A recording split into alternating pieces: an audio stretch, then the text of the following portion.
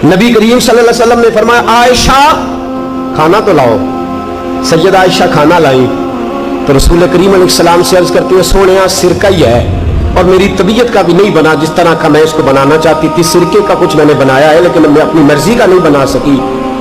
रसूल करीम ने वो सिरके का, जिसको खुद हजरत आयशा कह रही है कि मर्जी का नहीं बना, हुजूर ने खाया।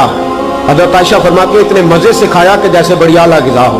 फिर हुजूर ने अपनी मुकद्दस उंगलियों को मैंने देखा कि हुजूर चाट रहे हैं। फरमाया, आयशा कमाल बना है, आयशा तूने खूब बनाया है, क्या खूबसूरत खाना है।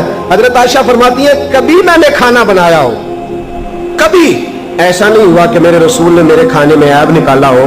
कभी पसंद ना होता तो छोड़ के चले जाते, लेकिन हुजूर ख्याल रखते कि गर्मी के मौसम में बावर्ची खाने में खड़े होके सारा वजूद पसीने से शराबूर है, इसने खाना पकाया। हुजूर मेरे खाने में ऐब नहीं निकाला करते थे, तो बीवी के खाने में ऐब नहीं निकाला।